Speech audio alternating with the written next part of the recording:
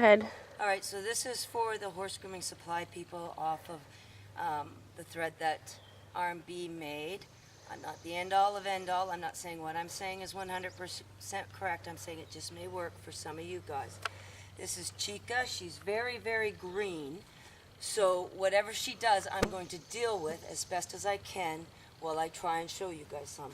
One of the things is getting on an ankle.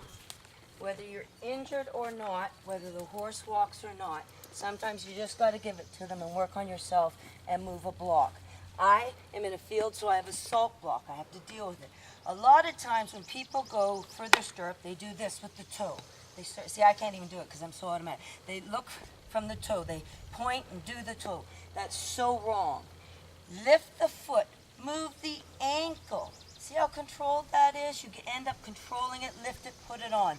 So that if you're stuck on the ground and you're an old woman like me or injured, you can take your stirrup, lift the foot, place it where it sits. You don't shove it home or do this. And if you're doing this and your foot's sliding off the stirrup, it is because you are searching with the toe and stiff with the ankle. Take it, lift it. If you can't lift high enough, there you go. From the ankle, so you don't search. From the ankle into the girth. From the ankle, lift. Do not sit on your horse like a chair. If you have to stand up to train yourself, ooh, these are long, these are R&Bs. If you have to train yourself and you're here over the pommel, get the gate, get the cores engaged. Lift up, close the leg, stand above the horse. It is not a chair. It is not a chair, and I will only do this once. Do not get on the horse and sit like this, because that's how a lot of you are. Stand up from the core, calf, straighten, sit till you feel the seat bones. If you have rolled back and your seam of your full seat breeches and your horse is walking like this, you're the reason. Don't hit them with the whip. You're running them into a wall. Stand up, core. I got fat there, I let you guys see on purpose. Stand up, engage the core, fat's gone, horse is walking. I don't even have to put my legs on to balance in the seat bone. Seat bones. See how I can affect the horse? Once the seat bones are sat and the cores are engaged, close the calf. None of this. I have to drop the stirrups because they are too long. Lengthen from here. So many of you guys do back at the leg, you do this and go fork. Lengthen. Take the leg off. Stretch it down and up. Even long stirrups. Bada boom from the ankle. Stretch. Almost standing up, but not this. And not pushing out at the back so that the stomach goes forward, so the shoulders are going back. See? Look at the reaction. Up. Breathe. Enjoy the ride. Steer the horse.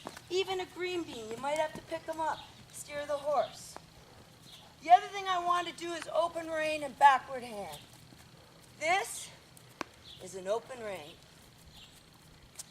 If you're doing this and your hand comes back to the hip and your horse is turning like this and that's how you're trying to turn them, that is a backward hand. You need to ride the horse forward from the hip. None of this. None of this, see? None of that.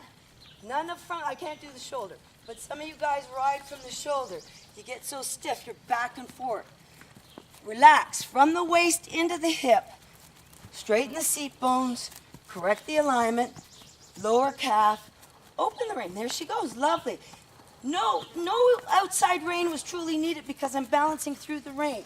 I'm not establishing contact. If I wanted to establish contact, I'd pick up my rein, say outside finger, hello, and she knew, even though she drifted, as soon as the outside rein came, she rode between the rein and my legs. None of this lifting up to pick up the stirrups. It is open, drop, close.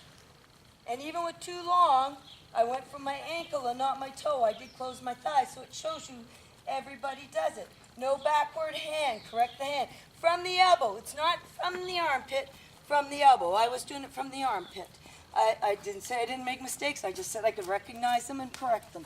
And again, the other thing is, if you're doing this with your leg every step of the way and your horse is inconsistent, it's because you need to close the calf. Squeeze. See? Just squeeze. You can stand up and squeeze. You can stand up from the car and squeeze. Even if you're a little off, as long as it's the calves. I'm going to have to get off my toes because that's my nemesis. I've been quite honest. But without the stirrups, without the stirrups for me to search, standing up, roll. Ooh, get that core in, Karen. Close the calf. Spooking. I'm riding through a spook, you see? And now she'll walk on because the spook is done. As long as you can put your hands underneath, you're not going to be this far off the saddle. You're going to be this.